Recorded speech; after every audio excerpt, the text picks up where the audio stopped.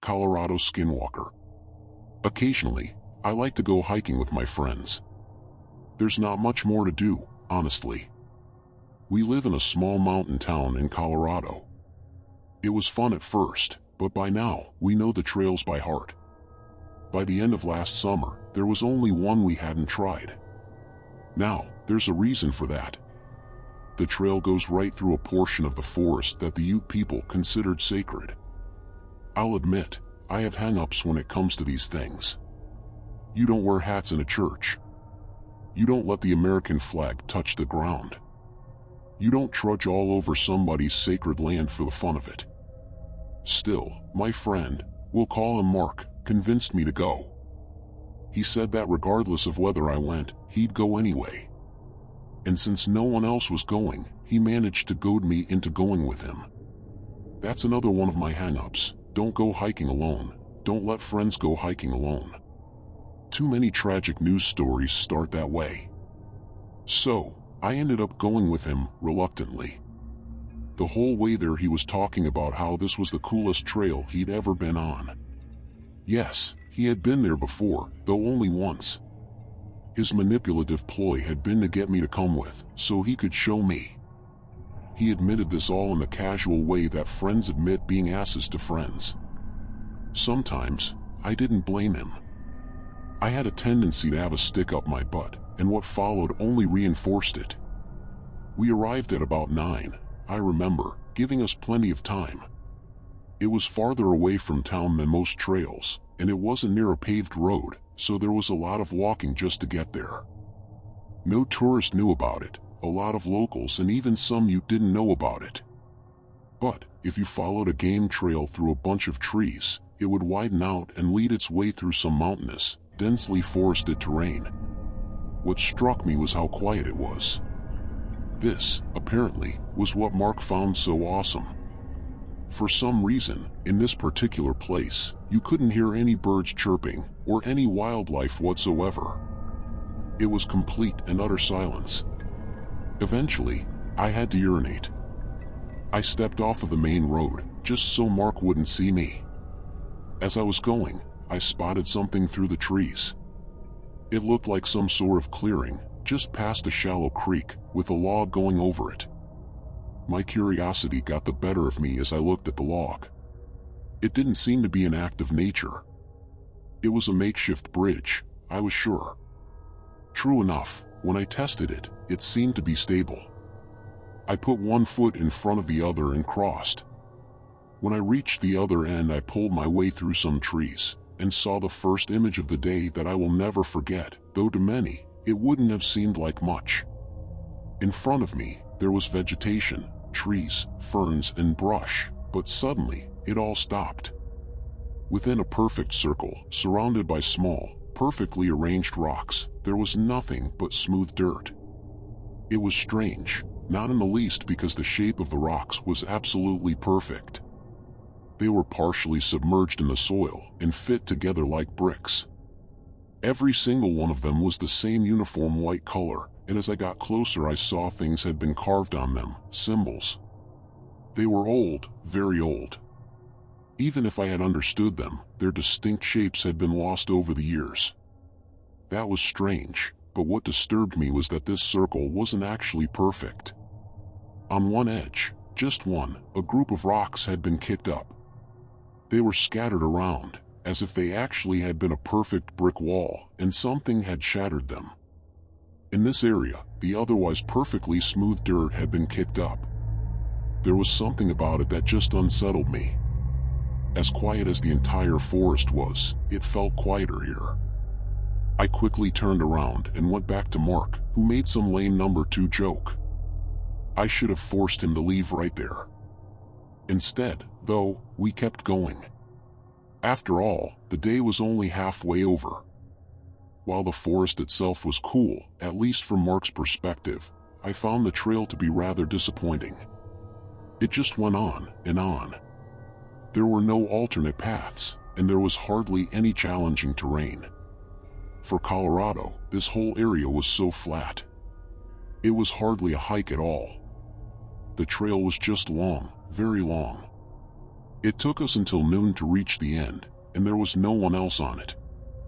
I know that it was a hard trail to find, and many of the other locals might share my sentiments, but we were there all day, and we didn't run into anyone. Of course, it wasn't until we reached the end that things started getting really weird. The trail didn't loop at all, and I inwardly groaned knowing that we'd be walking these 3 sane boring hours back. We took our time eating lunch. As we did, I could swear I heard noises for the first time. There were animals moving through the forest nearby. We could hear the rustling of the brush. I looked and saw through the foliage the vague outline of a single buck's head moving past us. It was odd, but I dismissed it. We packed up what was left of our lunches and started the trek back. Every once in a while, I would hear the rustling again. I'd look into the trees, and oftentimes I would see the buck's head. Eventually, though, I noticed that it was making far too much noise, and was doing so far too frequently. I told Mark to slow down and stop, and being Mark, he cracked a joke about it. But finally, he went silent, and we both still heard the rustling. Now even Mark was a little freaked out. He turned back and saw the vaguest outline of the buck's head again. This time, there seemed to be something wrong. The head was far too high up, around the higher branches of the trees. I noticed it. Mark didn't. I should have said something. But I didn't have time. Just as soon as it was there, it was gone again, going off further into the forest. I remember Mark talking about how deer were annoying as hell, about how he was going to scare it off, or something. I don't remember exactly what he said, and that bothers me, because I should remember. He was one of my best friends. I do remember him yelling at it, and at the time, it was funny. Hey, buck. Yeah, you horny motherfucker, leave us alone. He walked off the road and disappeared down a ridge behind a layer of trees, pursuing it. For a minute, there was silence. That minute became 2. Mark? I called out. No answer. 5 minutes passed. I climbed down the ridge after him. Mark? I followed the general direction he had gone in, keeping the way back to the road in mind. I wouldn't go far, I knew, because he was smart enough not to go far. He hadn't. After a short time, I found a place where there were signs of a struggle. In addition, there was blood. There was a lot of blood. It was all over the trees and the ground. I cursed to myself. There were other things, too, in addition to the blood. Pieces of flesh that I didn't like to look at. There were marks showing that something had been dragged away from here. Mark. I called out, furiously now. Forgetting the trail for a second, I ran forward, along the drag marks. After running too far to be safe, I reached a small ravine, with a creek running through it. I narrowly stopped myself. It wasn't a long drop, but it had hurt you, and a sprained ankle in the middle of the forest was bad news. The trail stopped here. Mark. I murmured, then called out again, Mark. Something heard, but it wasn't Mark. Across the ravine from me, I heard a rustling and saw the trees stirring. Something stepped through the foliage and revealed itself. This was the second image burned into my mind. I've spent every day for the past few months trying to tell myself this wasn't real.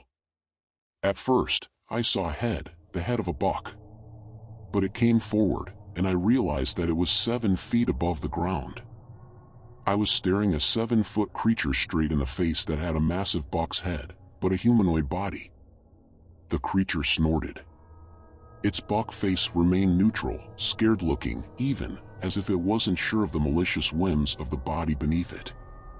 There was blood dripping from its horns, which were not at all like the horns of the average buck, but jagged, pointed, and unorganized. A mess of sharp, bloody points. I remember both its arms and its legs. They started human, but near the bottom they started distorting, and became animalistic. At the ends of its legs were powerful hooves. At the ends of its arms were hands with long claws, every bit as jagged at the horns on its head. In one of those claws, Mark's body was being held by his shirt.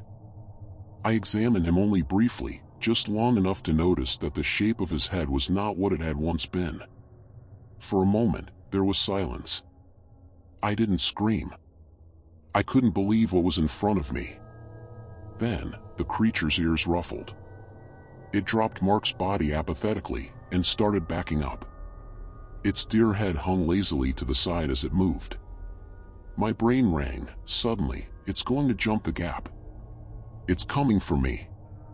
With the logical side of my mind shut off, I turned around and ran, hopefully in the exact opposite direction of the way I came. Behind me, I heard a powerful grunt, and then a scuffle of the monster landing on the bank. There was a horrifying roar, something that sounded like a buck and a grizzly bear shouting together. I had never run so fast, or so desperately, in all my life, but it was gaining on me. As I ran through the forest, I started to feel its warm, hungry breath on my back. Its hands were extending, and I swear I could feel one of its claws scratch me. I ran and scurried up the bank leading to the path. I don't know how I got there without it grabbing me, but I did. Then I took off down the road, hoping that I was going the right direction. While running, I threw off my backpack and gained some speed. I think the bank delayed it, slightly. That's the only reason I can account as to how I may have gotten ahead of it. Every time I turned, there it was standing ever so still on the trail, watching me. Each time, it looked a little different. Were there multiple? Was it shape-shifting? Somehow, I ran and ran and ran. I didn't stop. Eventually, I didn't hear it anymore. But I didn't care. I kept running. I had never been a long-distance runner, but my adrenaline was not going to wear off anytime soon, and I intended to take advantage of it. When I reached the end of the trail and saw the road again, I couldn't believe it. I got into my car. Just before I took off, I shot a glance back up at the trail, at the point where it went up between two mountains, and was visible from the road. I would regret it. Standing there, near the beginning of the trail, was the Skinwalker, as I've come to call it. It had given up its chase, but it stood there, watching me hungrily, waiting to see if I would come back. Its deer head hung lazily and dead to the side. The blood on its body was beginning to dry. It had run the whole trail, and it didn't look tired at all.